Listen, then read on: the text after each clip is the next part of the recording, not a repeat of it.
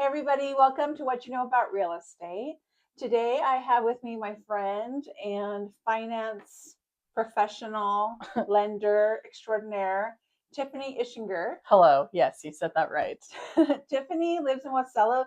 She's with First Rate Financial, but she services Juneau clients all the time and she's here all the time. So while she's here in town, I said, Tiffany, I'm going to run by you some of the more unusual questions some of my clients have asked over the years that I didn't really know the answer to. So I tell them, well, let the lender work that out. And she's going to kind of tell me what the answer is going to be.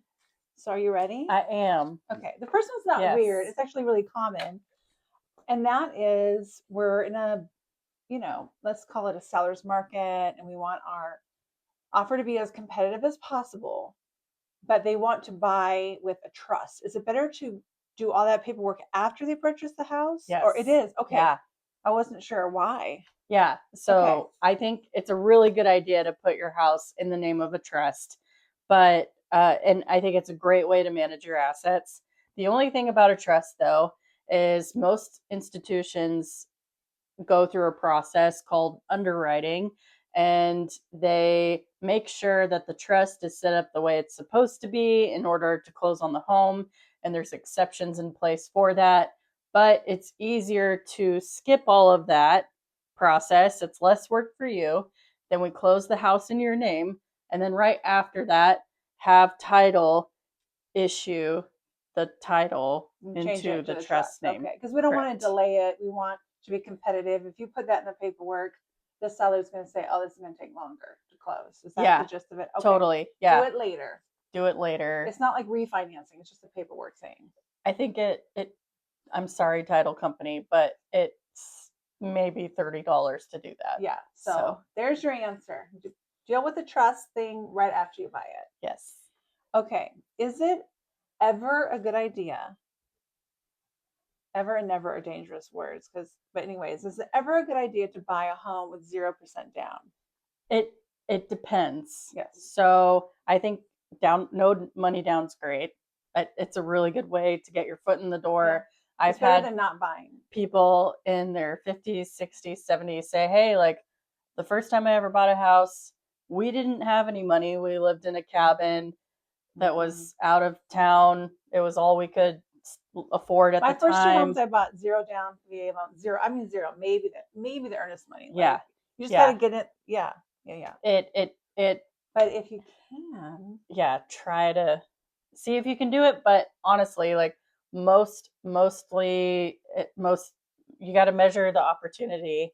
I'm stumbling on my words. Well, she'll go over it with you. I mean, lenders are always going to sit and show you PMI and all that kind of stuff. Yeah. I just know people, when they tell me what they want to save their cash for, they're like, I don't want to put any money down. I want to save the cash to renovate or buy furniture or do this or do this and that. I go, just please do like a pro con list with your lender. Yeah. It's good to map it out. Yeah. It depends. Basically. Yeah. Yes. It does. Okay. Like what else could you be doing with your money? I like to tell people get a whiteboard or a poster, or if you like spreadsheets, create an Excel spreadsheet and write out what is the most important to you as far as spending money goes. Okay. Side note, I feel like my age is the last generation that uses Excel. I love Excel, but the younger kids are asking me to do, like, can you do this? I don't know how to use on an Excel sheet. Yeah, they don't use that anymore. You know who that's could a do whole the separate Excel episode. sheet for you is No, I do it. Oh, you do it. I do it. I'm saying younger than me doesn't, and I become the expert. There's apps. Oh, there you go. AI can do it for you. You can tell. Yeah, there's different okay places that you can just say, I'm hey, just saying, if you say that to the young people, which is kind of you, they're gonna be like, I don't Excel. So just they will. They just. But yeah, I think it's important to make sure you understand what's the rate of return on other financial opportunities. Yes. Could I put this money in my stock account? Could I put this money towards a fence? Could I buy a boat in Juneau? And yes. I have a boat too. I want to be able to go fishing on my own terms. And so it's really important to think about where you want your money to go. Yes. Do I want to do a 3% down first-time home buyer loan, or would I want to do 5%? Is that 5% amount going to help me save a significant amount of money per month. Let her show you the side by side and on the interest you're going to be paying, Yeah. all that kind of stuff. Totally. And then, and we talk about this all the time, once you guys do your game plan, then we, all three of us, a trifecta, work out the strategy for how you're going to purchase. Mhm. Okay, guys, that's the way we do it. When You you should be doing it. Yeah, I agree. Sorry, I didn't mean to cut you off. No. When you don't do a down payment on a house, you're not necessarily getting free money. It's a second lien on the mortgage. Basically. So you're paying the loan itself, the principal balance, but you're also paying the amount borrowed to be able to do the down payment. So it's not ideal, that's really but important. it's better than not purchasing. Yeah. If it's going to take you 5 years to save up the down payment, my advice is no, then let's just buy the home now. Yeah. Stuff like that. So yeah, okay. bigger down payments are not a huge trade-off. A lot of people come to me and they think they want to do all this money down, but fun fact, every 10 grand is maybe $53 to $60 savings a month. So what else? It could take a long time to save up. That's 10 grand is a lot. And I feel like then emergencies happen. Yeah. And so I do have really responsible buyers like, don't give me 2 more years. But then in that 2 years, medical crisis or this or that, then they could have been in the home at this point for 3 years with equity. Yeah. So there's just a lot. Again, we're all a team working together for you. So let's talk it all out. Yes. Okay. Sorry for going down a rabbit hole about Excel. Let's get back to this. Yes. Okay. I'm seeing this more and more, and I like it. Yeah. And that is people buying homes together, like 2 sisters buying a home together, 4 siblings, parents and adult children buying the fourplex. You live in whatever. How does it work when there's multiple buyers? I mean, is everyone's credit score coming into play? And they do. Okay. Yeah. They look at the lowest credit score to be able to determine what pricing looks like. So the black sheep is not participating in this. Nah. I'm just kidding. Yeah.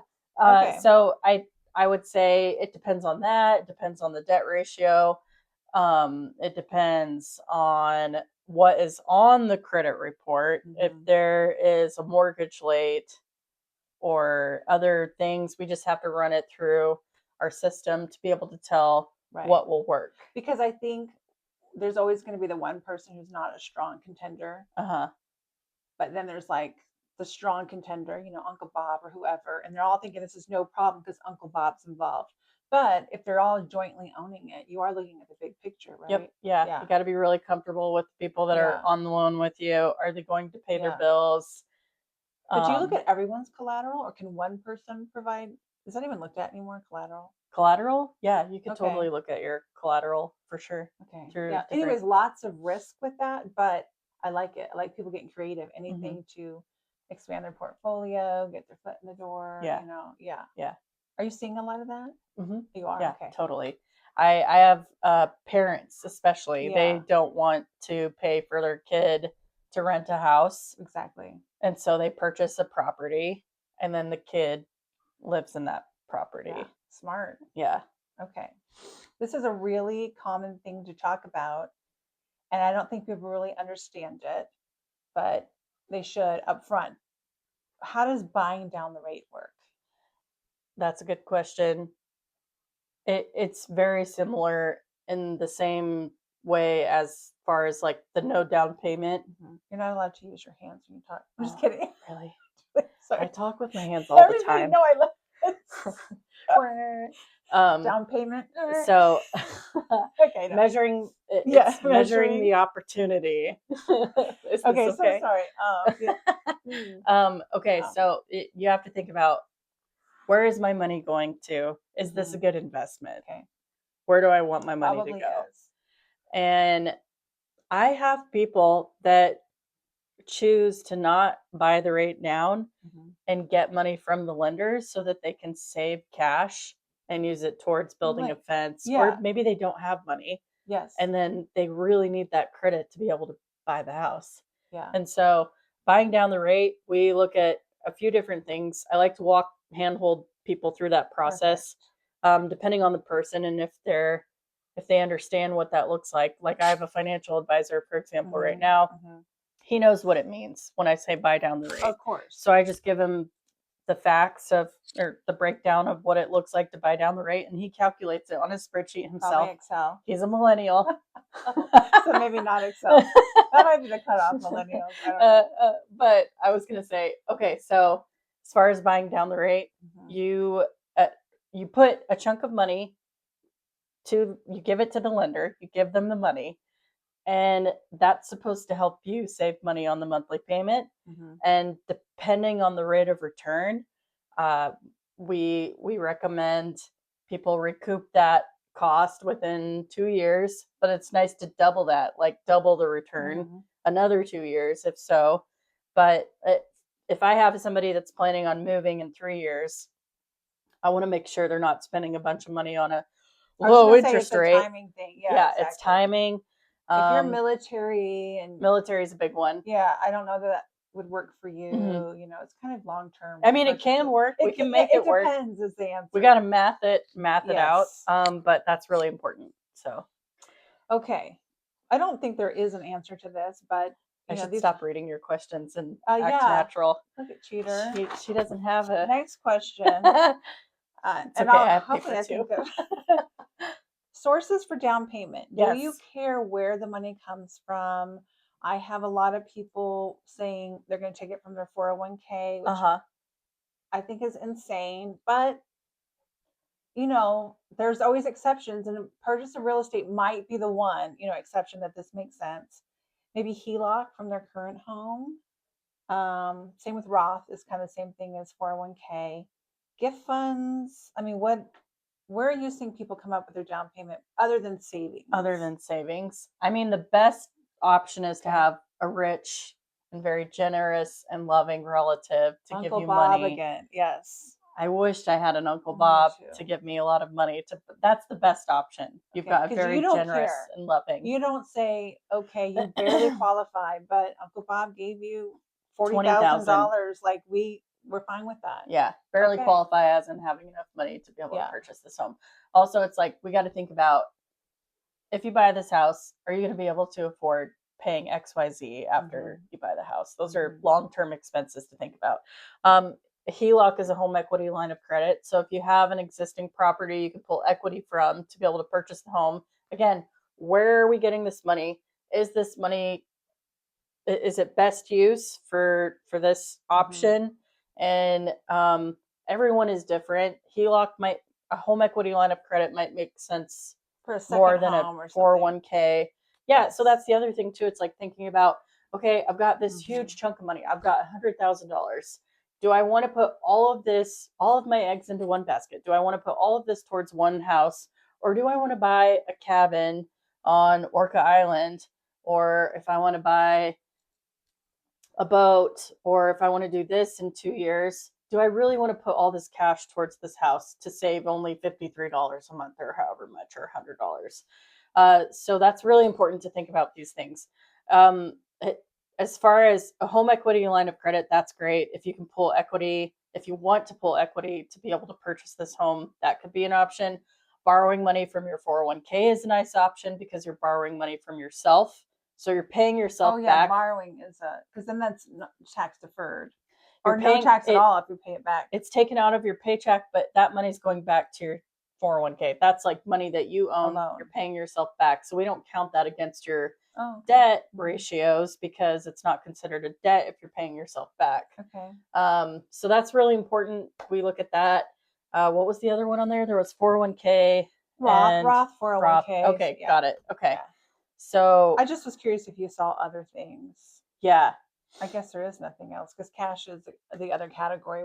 It could be a bonus, like sign-on bonus. I don't know. Yeah, I don't like to think of it like this, but the boat that I have, I got it from a family friend, but it was almost an inheritance.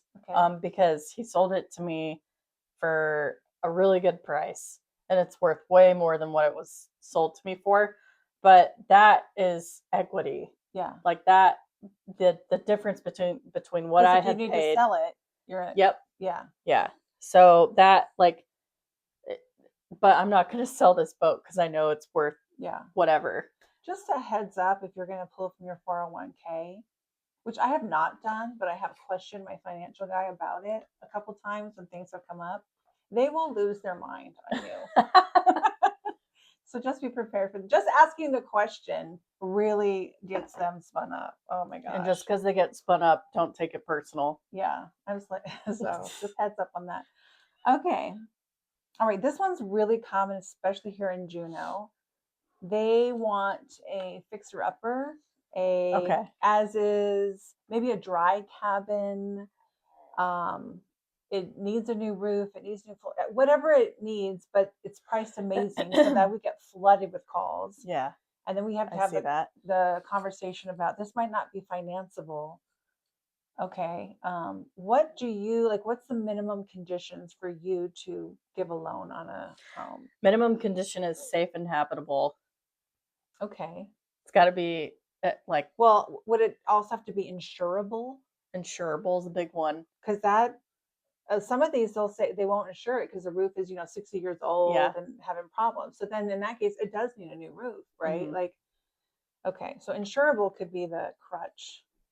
I have a client, well, an agent right now that's about to list a home up in Eagle River, and she was reaching out to me because the roof is meeting its Yeah. days, Yeah. end of days. I don't know what you would call it. End of life. End of life. Yes.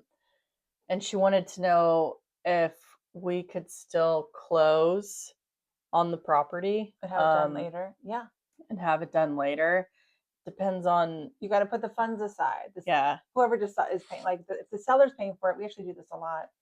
We get estimates, and let's say the estimate's $50,000. Well, they got to put like 75,000 in the bucket just in case. The work's done, then it's paid. The invoice is paid, and any proceeds go back to the seller.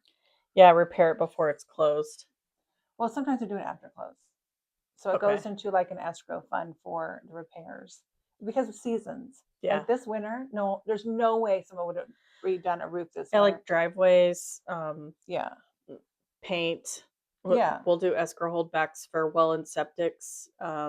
Yeah. Up north, there's a lot of well and septics. Anytime a well and septic comes up here, everyone's like, "Oh my gosh!" Well, that comes back to cabins. Like some cabins are dry cabins. Mm-hmm. Would you finance it? Okay, yeah. I don't the know only anyone time that would. The only time we really help, yeah, it's not. We don't do it dry. Right. I would check local banks. I mean, we're Alaska, so we get a lot of calls, and I like dry cabins. Maybe a renovation loan to add a septic. That would be one way around that. But so the renovation loans, you guys, it has to be worth, okay, if the cabin's $100,000 and adding a septic is going to be $60,000, it has to appraise for the total amount you're getting loaned.